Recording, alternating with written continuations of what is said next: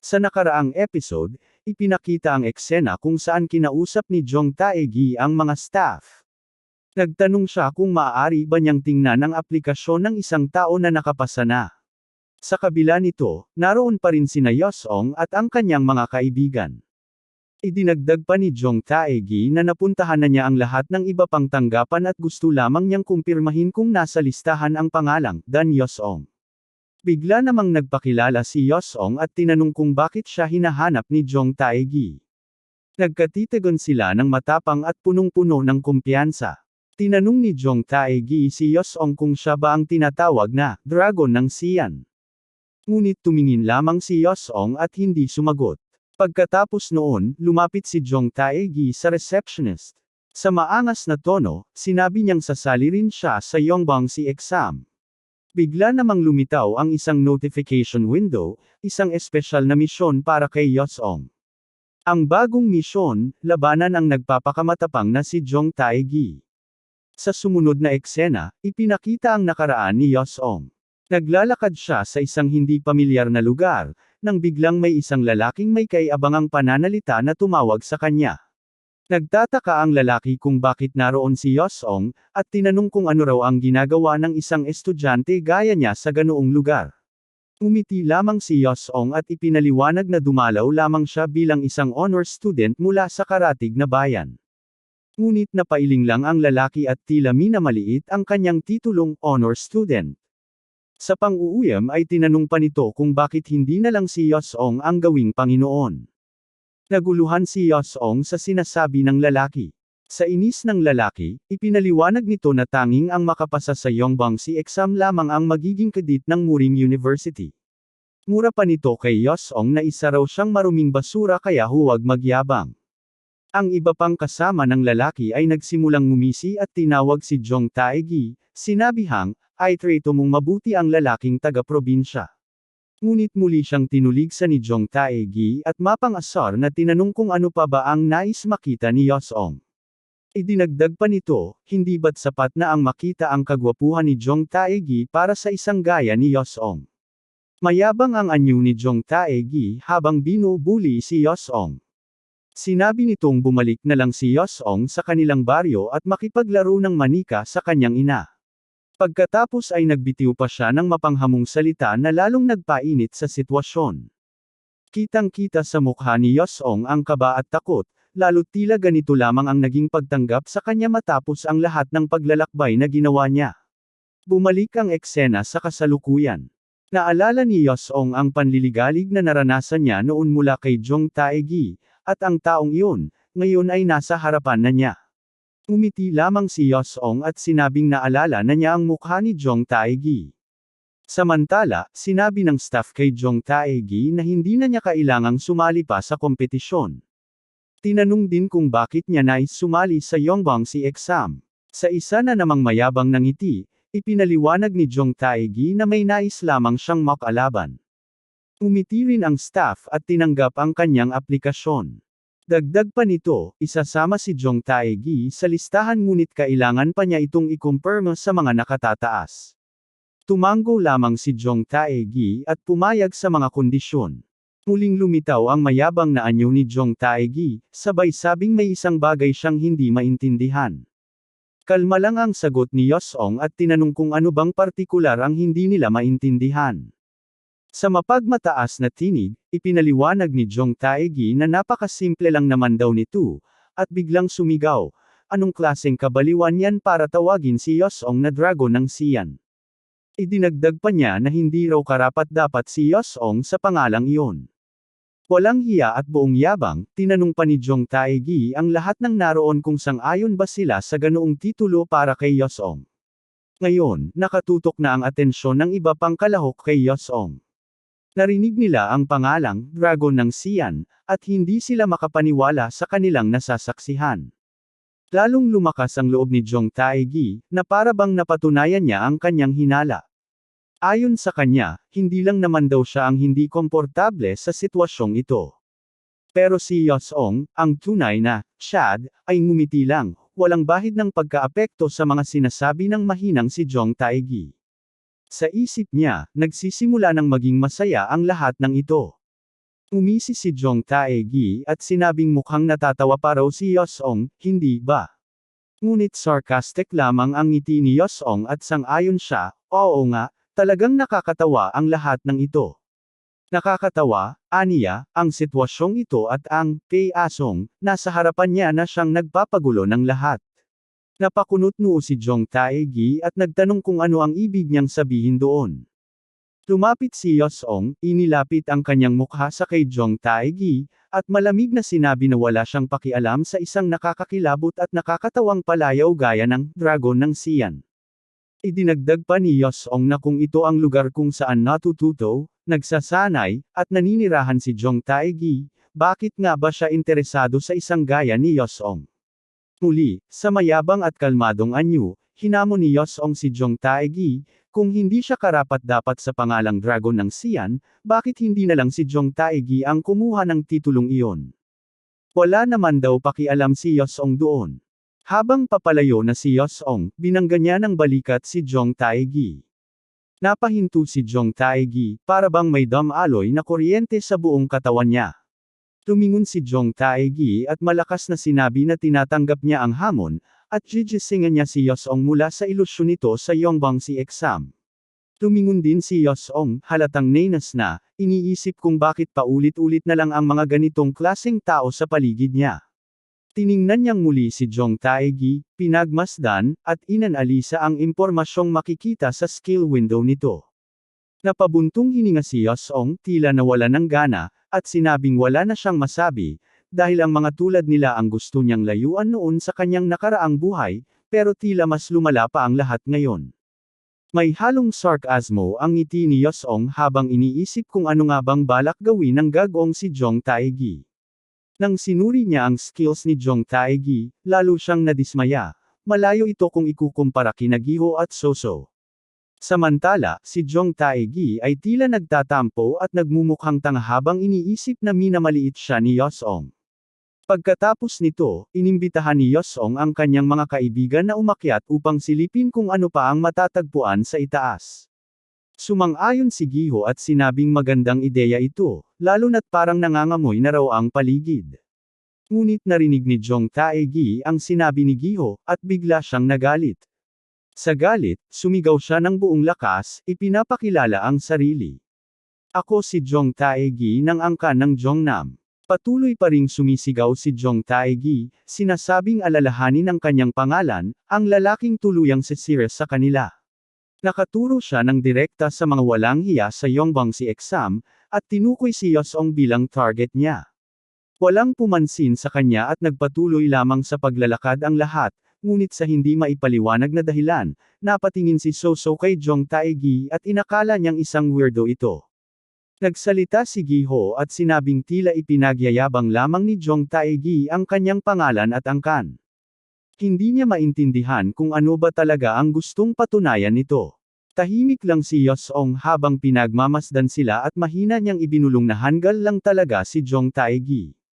Dagdag pa niya, huwag na lang pansinin ang mayabang na iyon, sabay ngiti. Nagtawanan ang grupo at sumang-ayon sa sinabi ni Yosong. Ngunit agad ding nagbago ng usapan si Giho, ngumiti siya at sinabing mukhang basang sisiw si Yosong ngayon. Nagulat at medyo nenas si Yosong sa narinig, at tinanong si Giho kung gusto na ba nitong makipag-away agad. Agad namang nagpaliwanag si Giho na hindi iyon ang ibig niyang sabihin. Nilinaw niyang balak din naman niyang pabagsakin silang dalawa sa kompetisyon. Matapang na sumagot si Soso, sinabing sino nga ba ang sisira sa sino. Dagdag pa niya, ang Yongbangsi exam na ito ay para sa kanya, kukunin niya ito. Napangiti ang lahat at napaisip na kailangan nga rin nilang maglaban-laban balang araw. Maya-maya, may kakaibang naramdaman si Yosong. Parang muli siyang nakuryente na parang pas ang nabigla sa kuryente. Napansin ito ni Soso at nagtanong kung anong klaseng training ba ang ginagawa ni Yosong at bakit parang ganito na naman siya. Samantala, agad na bumaba si Zuzokat upang tulungan si Yosong at maibsan ang nararamdamang sakit nito. Bagaman masakit, napangiti si Yosong at sinabing kapaki-pakinabang ang training na ginawa niya. Pinakalma niya ang mga kasama at sinabing huwag silang mag-alala, dahil kasama nila siya. Naniniwala siyang kakayanin niyang tapusin ang Yongbangsi exam. Ngayon, kapwa kumpiyansa na sina Soso, Giho, at Yosong, naniniwala silang hanggat magkasama silang tatlo, wala silang dapat ikatakot. Samantala, hindi pa rin tumitigil si Jong Taegi sa pagsigaw. Tinatanong niya kung bakit sila tumatakbo, dahil ba natatakot sila sa kanya. Lumipat ang eksena sa pangunahing pavilion, kung saan sa likod nito ginaganap ang unang pagsubok ng Yongbangsi exam. Habang papalapit ang Murim examiner sa gitna, napansin ng lahat ang tensyon at kaba sa paligid. Tumayo ang Murim examiner sa harap nila at inanunsyo na ang unang pagsusulit sa Yongbangsi exam ay tungkol sa lakas. May dalawang staff na naghahanda ng isang bagay para sa pagsusulit. Nang alisin nila ang kumot na tumatakip dito, lumitaw ang isang napakalaking tipak ng bato. Napakunot noo si Giho habang tinitingnan ito, at inakala naman ni Yosong na yari ito sa granite. Ipinaliwanag ng Murim examiner na ang lakas ay isa sa mga pinakapangunahing paraan ng pag-atake. Anuman ang martial arts na natutunan ng isang tao, nagkakaiba-iba ang pamamaraan depende sa paaralang pinanggalingan. Napagtanto ni Yosong na ang ibig sabihin ng pagsusulit ay suntukan, gusto ng mga taga-suri na makita ang batayang lakas ng bawat kalahok. Sumang-ayon si Soso, kalmado pa rin, at sinabing inaasahan na rin naman niya ito. Itinaas ng Murim examiner ang kanyang kamay na may hawak na watawat at sinabing, ayon sa tradisyon, magsisimula ang pagsusulit sa host na angkan, ang Jongnam clan. Ngunit biglang pinigilan siya ng isa sa mga staff. May inusisa itong mahalagang bagay. Napansin ito ng isa sa mga elder, si Elder Jang Munin, at agad na nagtanong kung ano ang nangyayari. Sinabi niyang magsisimula na ang pagsusulit. Nagmadaling ipinaliwanag ng staff kung bakit siya nagmamadaling dumating. Binanggit niyang nais makilahok ni Jong Taegi sa Yongbangsi exam at tinanong ang elder kung papayagan ba ito. Naguluhan ang elder at nagtanong kung si Taegi ba ay isa sa kanilang mga disipulo. Ngunit kalaunan, nagpasya rin siyang ayos lang ito, dahil alam niyang sapat na ang edad ni Jong Taegi para tahakin ang sarili niyang landas. Yumuko ang staff bilang paggalang at tanda ng pag-unawa sa sinabi ng elder. Habang kausap ng staff ang Murim examiner, may isa pang staff na napatawa at lumapit sa elder. Biniro nito ang elder at sinabing baka kailanganin na niyang magpaabot ng pakikiramay kay Jang Munin ng mas maaga. Naguluhan ang elder sa sinabi ng staff at agad siyang nagtanong kung ano ang ibig nitong sabihin. Ipinaliwanag ng staff na kakaunti lang ang kalahok mula sa Mount Hua ngayong taon, at tila ang Jongnam clan ang manggaguna sa Yongbangsi exam. Dagdag pa niya, may isang piling estudyante mula sa kanilang hanay ang sasali, isang tiyak na magdadala ng panalo para sa kanila. Ngunit nagpakita ng pagdududa ang elder sa pahayag ng staff. Sinabi niyang kahit pa sa tingin nila ay malakas ang estudyanteng iyon, hindi pa rin iyon nangangahulugang siya ang mananalo. Pinaalala niyang puno ng hindi inaasahang pangyayari ang buhay, kaya huwag munang magdiwang ng maaga. Biglang dumating ang isa pang elder, na sumang-ayon sa sinabi ng una. Malamig ang tono ng matandang elder habang sinasabi na kahit pa natatakpan ng ulap ang Mount Hua, hindi nangangahulugang ang Jongnam ay bundok na nakatindig sa itaas ng mga ulap. Laging hindi tiyak ang kahihinatnan. Dagdag pa niya, dapat munang pagmasdan ang mga kalahok, doon nila makikita ang tunay na sagot. Napakunot-no ang staff sa biglaang pagputol ng matandang elder sa usapan. Ngunit agad namang yumuko ang elder ng clan at magalang na binati ang matanda, na tinawag niyang dakilang guro. Laking gulat ng staff sa ginawa ng elder. Hindi makapaniwala ang staff sa kanyang nakita, ang elder, na siyang ikawalong pinuno ng Murim clan, ay yumuko. Naisip niyang baka mapahamak siya sa mga salitang nabitiwan niya kanina. Natakot siyang baka mapugutan siya ng ulo. Napansin din ng elder ang isa pang panauhin sa okasyon. Yumuko rin siya at binati ito, sabay sabing matagal na silang hindi nagkikita, Elder Chian Gija. Umiti lang si Elder Chian at sinabing ayos lang iyon, hindi niya nais na abalahin sila para lang batiin ang isang multong malapit ng mamatay. Tinanong ni Elder Moon ang dakilang elder kung bakit sila nag-abala pang dumayo sa Yongbangsi exam. Itinuro ng matanda si Elder Chian at sinabing ang matandang bully na ito ang nagsabing magiging masaya ang Yongbangsi test ngayong taon.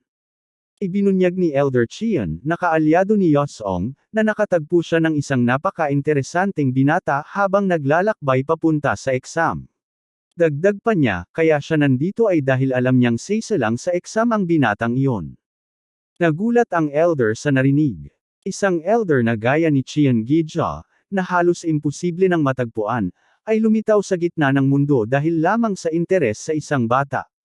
Nagpalit ng tagpo habang sumisigaw ang Murim Examiner na ihanda na ang 4 na kalahok na susunod. Inimbitahan ng Elder ang 2 dakilang Elder na sumaksi sa pagpapakita ng mga bagong talento ng Murim World. Lumapit si Jong Taegi at nakipagkamay sa isa pang disipulo, na handang magpalit ng pwesto. Sinabi ng disipulo na ayos lang iyon, lalo na't ang karangalan ng Jongnam Clan ang ipapalit sa kanya. Napangiti ang matandang Elder habang pinagmamasdan ang batang inaasahang magdadala ng pangalan ng Jongnam Clan sa buong mundo. Sinabi pa niyang mas makakabuting masdan nila ito ng mabuti. Nagulat ang iba pang disipulo ng Jongnam Clan nang makita nilang si Senior Jong Taegi pala ang unang sasalang sa pagsusulit. Nagtaka sila kung bakit siya sumali gayong mayroon na siyang sertipiko mula sa Yongbangsi exam. Ngunit may isa sa kanila ang mahina ngunit seryosong nagbulong, sumali si Jong Taegi para talunin ang dragon ng Sian. Nagulat ang nakarinig sa revelasyong iyon. Samantala, nalito si Giho nang makitang ang kakaibang lalaki ang unang sasalang, habang mukhang inis naman si Yosong at sinabing mukhang binago ang pagkakasunod-sunod ng mga kalahok.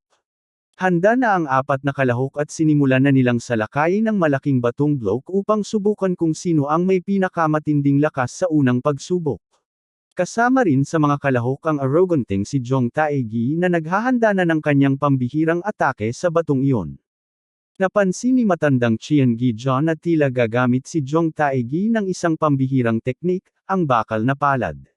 Sa pagkabigla, nasabi niyang mukhang balak nitong hukayin ang pader gamit lamang ang mga dulo ng daliri. Idinagdag pa niya na wala namang batas na nagsasabing kamao lamang ang dapat gamitin sa pagsubok ng lakas. Ipinagmamalaki naman ng matandang pinuno ng Jongnam Clan ang kanyang estudyanteng si Jong Taegi. Ayon sa kanya, ito ang pinaka-espesyal sa lahat ng kanyang mga tinuturuan at dapat daw ay abangan ng lahat ang kanyang gagawin. Pumikit si Jong Taegi habang kinakalma ang sarili at unti-unting nagpalabas ng kanyang makapangyarihang teknik na tinatawag na Heavenly River Hand.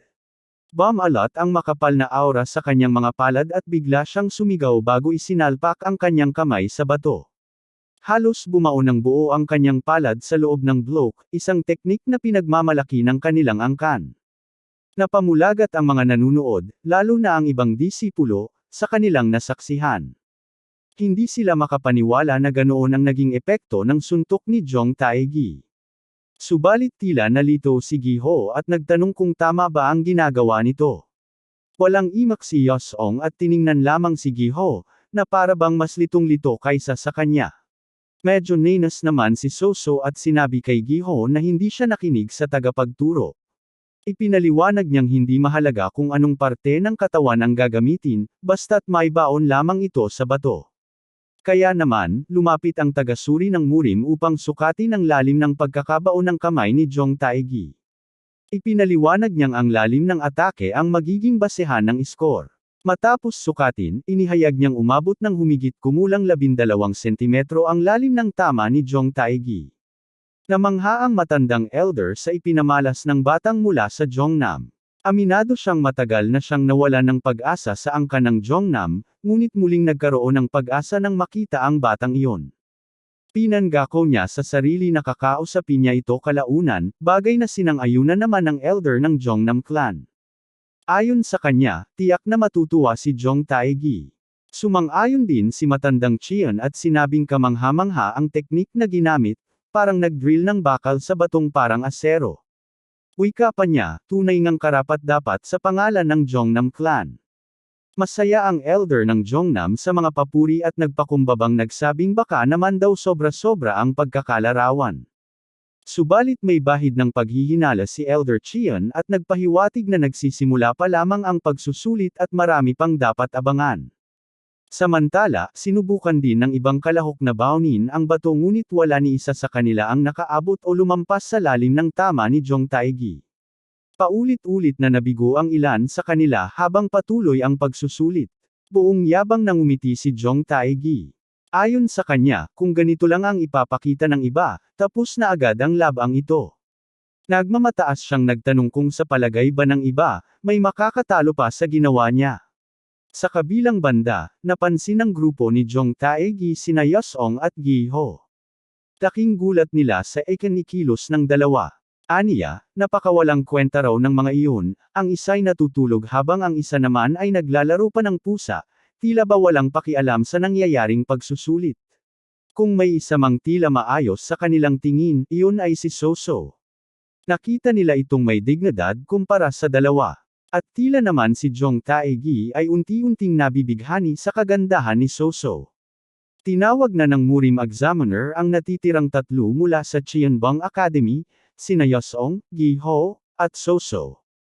Nang marinig ang pangalan ni Soso, agad itong tumindig at pumasok na sa gitna ng testing field.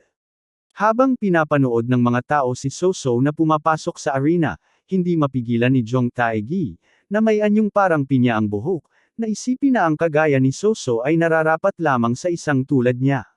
Aniya, bagay lang daw si Soso na manatili sa kanyang tabi. Nang biglang lumingon si Soso sa kanyang direksyon, pasimpleng komandat si Jong Taegi, umaasang mabibighani si Soso sa kanyang anyo at lakas. Ngunit agad siyang binaygo ni Soso na walang anumang reaksyon at diretso lang ang tingin sa malaking batong bloke. Inutusan na ng Murim Examiner ang mga kalahok na pumwesto sa harap ng kani-kanilang mga bato para sa susunod na bahagi ng pagsusulit. Tumayo si Soso sa harap ng isang bato at nagtanong kung ito nga ba ang bato na ginamit ng hayop na iyon. Tinutukoy niya ang taong may hitsurang pinya, si Jong Taegi. Sa kabilang banda, tila kumpiyansang napabuntong hininga si Jong Taegi habang iniisip na iyon nga ang batong kanyang binutos. Naisip niyang imposibleng magawa ng kahit anong pinsala ni Soso ang batong iyon. Ngunit biglang itinaas ni Soso ang kanyang kanang kamay, handang bigwasan ang bato. Wala siyang ginamit na anumang teknik, puro lakas lamang ang kanyang ipinalo. Sa isang malakas na suntok, halos buong braso ni Soso ay bumaon sa loob ng bato, at hindi lang iyon, ang napakalaking bloke ay muntik nang mabiyak at maputol sa gitna dahil sa tindi ng lakas ng kanyang suntok. Ngayon, si Jong Taegi, na tila naging mukhang porcupine sa gulat, ay hindi makapaniwala sa kanyang nasaksihan. Labis siyang nabigla sa kapangyarihan ni Soso, na hindi niya inasahan kahit kailan.